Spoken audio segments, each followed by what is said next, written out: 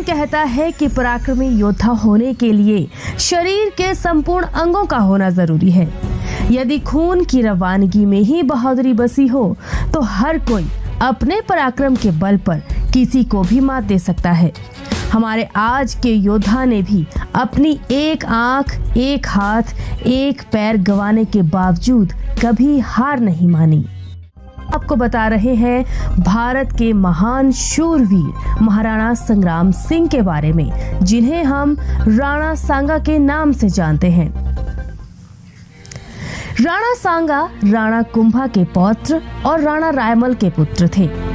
राजस्थान के सबसे साहसी शूरवीरों में से एक थे महाराणा सांगा, जिन्होंने बाहरी आक्रमणकारियों से अपनी माटी की रक्षा का प्रण किया था। राणा सांगा का जन्म 12 अप्रैल 1482 में चित्तौड़ में हुआ था। राणा सांगा के दो अन्य भाई थे, पृथ्वीराज और जयमल। कहते हैं कि एक साधु ने ये भविष्यवाणी की थी कि राणा सांगा आगे चलकर मेवाड़ पर शासन करेंगे। जब सांगा के भाइयों को ये बात पता चली तो उन्होंने सांगा पर हमला बोल दिया, जिसमें सांगा ने अपनी एक आंख गंवा दी और राणा सांगा जान बचाकर अजमेर चले गए। अपने भाइयों की मृत्यु के पश्चात वो मेवाड़ वापस आए और उन्होंने 1509 ईस्वी में सत्ता संभाली और लगभग 19 वर्षों तक राज किया। राणा सांगा ने विदेशी आक्रमणकारियों के खिलाफ सभी राजपूतों को एकजुट किया ताकि विदेशी उनकी सरजमी को अपने अधीन न कर सके। राणा सांगा ने अपनी सेना में विस्तार करने के लिए सीमांती राज्यों के साथ अपने वैवाहिक संबंध स्थापित किए थे। राणा सांगा सिसोदिया राजवंश से संबंधित थे और इनका विवाह रानी कर्णावती से हुआ था। महारानी कर्णावती वो हैं जिन्होंने राणा सांगा की मृत्यु उपरांत मेवाड़ की रक्षा के लिए मुगल शासक हुमायूं से मदद मांगी थी। महारानी कर्णावती ने हुमायूं को राखी भेजकर उन्हें भाई का दर्जा दिया था। हालांकि हुमायूं समय पर मेवाड़ नहीं पहुंच पाए क्योंकि वो बंगाल पर चढ़ाई कर रहे थे, लेकिन उन्हें महारानी कर्णावती का संदेश जब मिला तो वो मेवाड़ की ओर चल पड़े। मेवाड़ पहुंचते ही उन्हें महारानी कर्णावती और उनके साथ रहने वाली अन्य स्त्रियों की जौहर की घटना का पता चला तो उन्होंने गुजरात की सल्तनत के सुल्तान बहादुर शाह से अपनी मुंह बोली बहन की मौत का बदला लेने की ठानी और सन 1535 में हुमायूं ने बहादुर शाह से कर्णावती की मौत का बदला लिया। अब है बात महाराणा सांगा द्वारा लड़े गए महत्वपूर्ण युद्धों की। महाराणा सांगा और दिल्ली सल्तनत के सम्राट इब्राहिम लोदी के मध्य 1517 में खतौली का युद्ध हुआ था। इस युद्ध में महाराणा सांगा ने लोदी को परास्त किया था। इब्राहिम लोदी और राणा सांगा दोनों ही अपने साम्राज्य का विस्तार करना चाहते थे, तो दोनों शासकों की सेनाएं एक बार फिर आमने सामने हुई और ये युद्ध साल 1519 में धौलपुर में लड़ा गया, जिसे धौलपुर का युद्ध या बाड़ी का युद्ध भी कहा जाता है। इस युद्ध में एक बार फिर से लोदी की सेना को राजपूत सेनाओं के हाथों हारना पड़ा। लोदी शासक को 2 बार हराने के बाद राजपूतों में राणा सांगा का वर्चस्व और ऊंचा हो गया। साल 1519 में गागरोन का युद्ध राणा सांगा और मोहम्मद खिलजी द्वितीय के मध्य लड़ा गया। दरअसल मांडू का सुल्तान महमूद खिलजी द्वितीय गागरोन को अपने अधीन करना चाहता था। उस समय गागरोन पर मेदिनी राय का कब्जा था। मेदिनी राय राणा सांगा का एक प्रतिष्ठित सहयोगी था।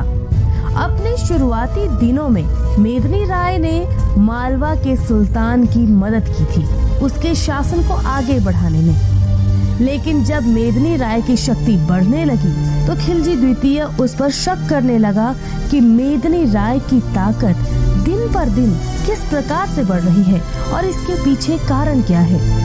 तो उसने गुजरात के सुल्तान के साथ मिलकर मेदिनी राय को बर्बाद करने की सोची और वो गागरोन की ओर बढ़ने लगा। दुश्मनों के पैर अपनी ओर बढ़ते देख मेदिनी राव ने राणा सांगा से मदद मांगी।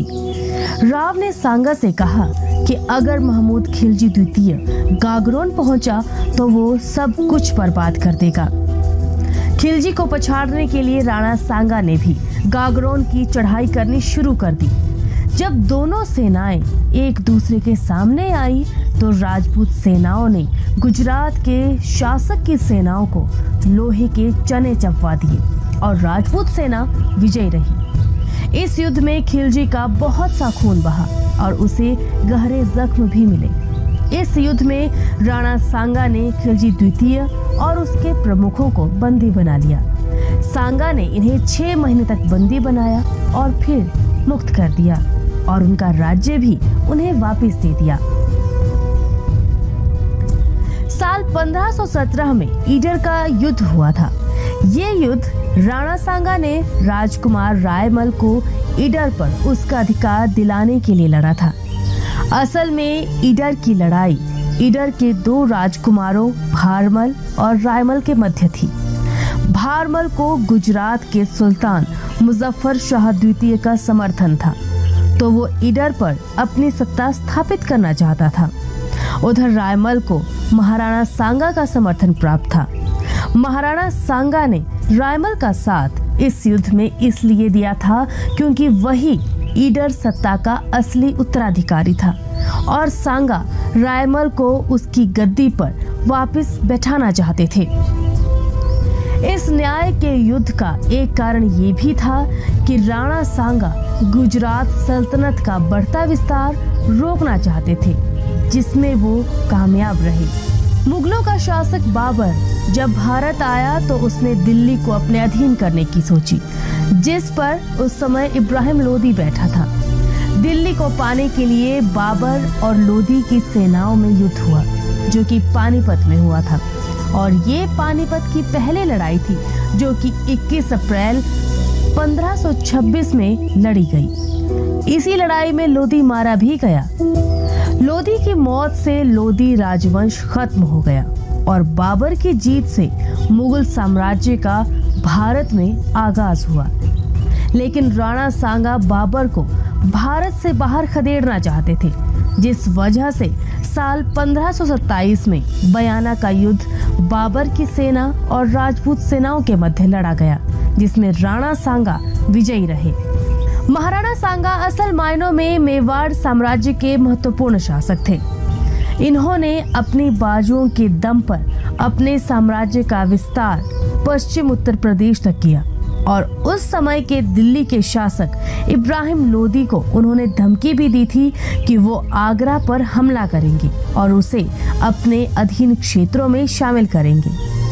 लेकिन इस बीच बाबर ने दिल्ली की सल्तनत को पाने के लिए इब्राहिम लोदी पर हमला बोल दिया। इस युद्ध में लोदी की बुरी तरह हार हुई और वो मारा गया और बाबर दिल्ली की गद्दी पर बैठने के लिए बेसब्र था। इधर राणा सांगा के नेतृत्व में राजपूत काफी संगठित और शक्तिशाली हो चुके थे। राणा सांगा बाबर को दिल्ली का शासक नहीं मानते थे, इसीलिए राजपूत दिल्ली की सत्ता पर काबिज होना चाहते थे। इसीलिए सन 1527 में राणा सांगा और बाबर के मध्य एक बार फिर युद्ध हुआ, जिसे खानवा का युद्ध कहा जाता है। लेकिन इस बार युद्ध में जीता बाबर। युद्ध बाबर बेशक जीता था, मगर उसकी सेना को भी इस युद्ध में काफी नुकसान हुआ था। इस युद्ध में राणा सांगा बुरी तरह घायल हो गए थे और बेहोश हो गए थे। घायल सांगा का इलाज बसवा में किया गया। जब सांगा को होश आया तो उन्होंने खुद को बसवा में पाया। इसी बीच उन्हें पता चला कि बाबर उनके प्रतिष्ठित सहयोगी मेदिनी राय पर हमला करने वाला है, तो सांगा उनकी मदद के लिए चल पड़े। लेकिन घायल सांगा के कुछ सरदार इस नए युद्ध से खफा हो चुके थे, तो उन्होंने जाल बिछाया कि सांगा चंदेरी तक ना पहुंच पाए।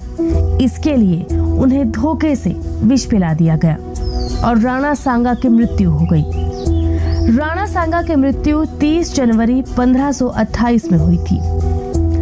दोस्तों, इतिहास इस बात का सदा गवाह रहा है कि हर अजय योद्धा को हराने के लिए बाहरी ताकतों का साथ अंदर के लोगों ने ही दिया है। विश्वासघाती भले ही अपनी मतप्रस्ती के लिए अपने राज्य, अपने देश से धोखा करता है, लेकिन उसकी यही मतप्रस्ती उसे आने वाले इतिहास का कलंक बना देती है। दोस्तों, आज की वीडियो में बस इतना ही। अपनी प्रतिक्रिया हमें कमेंट्स और लाइक्स के जरिए जरूर बताइए, और अगर आप नए दर्शक हैं तो हमारे चैनल को सब्सक्राइब करना ना भूलें। धन्यवाद।